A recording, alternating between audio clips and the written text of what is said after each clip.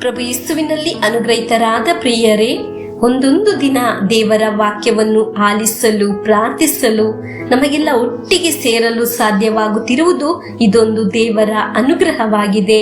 ಇದು ದೇವರ ಕಾರ್ಯವಾಗಿದೆ. ಕೃತಜ್ಞತೆಯಿಂದ, ಪ್ರೀತಿಯಿಂದ ಈ ಸಮಯದಲ್ಲಿ ಹಾಗಿರೋಣ. ದೇವರು ಎಲ್ಲರನ್ನು ಅನುಗ್ರಹಿಸುವ ಸಮಯವಿದು.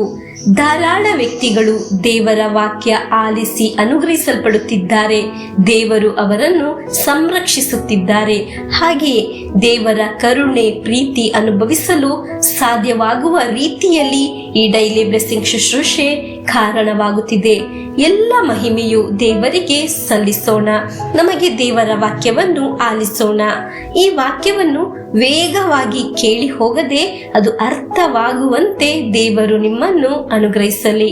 ಇಂದಿನ ದೇವರ ವಾಕ್ಯ ಆದಿಕಾಂಡ 17ನೇ ಅಧ್ಯಾಯ 1ನೇ ವಾಕ್ಯವನ್ನು ಆಲಿಸೋಣ.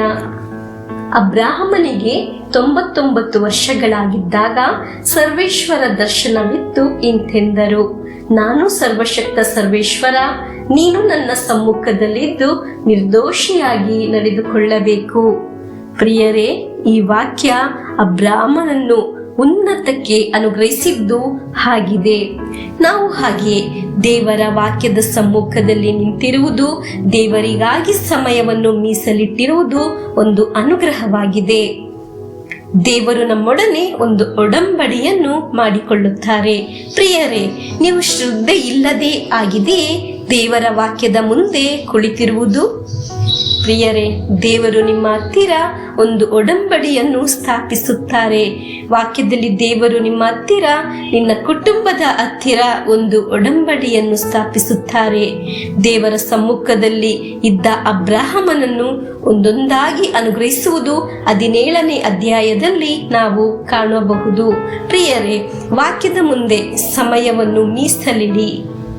ಒಂದೊಂದಾಗಿ ಬರುವ ಅನುಗ್ರಹವನ್ನು ಸ್ವೀಕರಿಸಿರಿ. ಒಂದೊಂದು ಅನುಗ್ರಹಗಳು ನಿಮ್ಮನ್ನು ಹುಡುಕಿ ಬರುತ್ತದೆ. ಹಾಲೆಲೂಯ! ನಿಮ್ಮ ಜೀವನದಲ್ಲಿ ಕೃಪೆ ಉಂಟಾಗುತ್ತದೆ. ಒಂದೊಂದಾಗಿ ಕೆಳಗೆ ಹೋಗುವುದು ಅಲ್ಲ, ಬದಲಾಗಿ ಒಂದೊಂದು ಅನುಗ್ರಹಗಳು ಮೇಲೆ ಮೇಲೆ ನಮ್ಮನ್ನು ಉನ್ನತಕ್ಕೆ ಏರಿಸುತ್ತದೆ.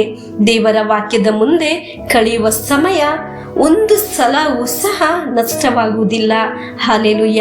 ಅದು ಒಂದೊಂದಾಗಿ ಅನುಗ್ರಹವಾಗಿ ಮಾರ್ಪಾಡಾಗುತ್ತದೆ. ಪ್ರಿಯರೇ, ಈ ವಾಕ್ಯವನ್ನು ಪರಸ್ಪರ ಶೇರ್ ಮಾಡಿರಿ. ದೇವರ ಮುಂದೆ, ದೇವರ ಸಮ್ಮುಖದಲ್ಲಿ ಆಗಿರೋಣ. ನೀವು ಈ ವಾಕ್ಯವನ್ನು ಪುನಃ ಆಲಿಸಿರಿ. ವಾಕ್ಯವನ್ನು ಶೇರ್ ಮಾಡಿರಿ. ಈ ವಾಕ್ಯವನ್ನು ಎಲ್ಲ ವಿಧದ ಬಿಡುಗಡೆಗಳು, ಅನುಗ್ರಹವು ಪರಿಶುದ್ಧಾತ್ಮರು ನಿಮಗೆ ನೀಡಲಿ. ಪರಿಶುದ್ಧಾತ್ಮರು ಶಕ್ತಿ ನೀಡಲಿ. ಪರಿಶುದ್ಧಾತ್ಮರು ಸಹಾಯ ಮಾಡಲಿ. ಪರಿಶುದ್ಧಾತ್ಮರು ಬಲಪಡಿಸಲಿ. ನಮಗೆ ಪ್ರಭು ಯೇಸುವಿನ ಆಶೀರ್ವಾದವನ್ನು ಸ್ವೀಕರಿಸೋಣ. ನಮ್ಮ ಪ್ರಭು ಯೇಸು ಕ್ರಿಸ್ತರ ವರಪ್ರಸಾದವು, ದೇವರ ಪ್ರೀತಿಯು, ಪವಿತ್ರಾತ್ಮರ ಅನ್ಯೋನ್ಯತೆಯು ನಮ್ಮೊಡನೆ ಇರಲಿ. ರೋಗಗಳಿಂದ, ಅಪಘಾತದಿಂದ, ದುರ್ಮರಣದಿಂದ, ಅಗಾಲಿದ ಮರಣದಿಂದ, ಅಸೂಯೆಯಿಂದ, ಮೋಸೆ ವಂದನೆಯಿಂದೆല്ലാം ದೇವರು ನಮ್ಮನ್ನು ಸಂರಕ್ಷಿಸಲಿ. Hallelujah, amen.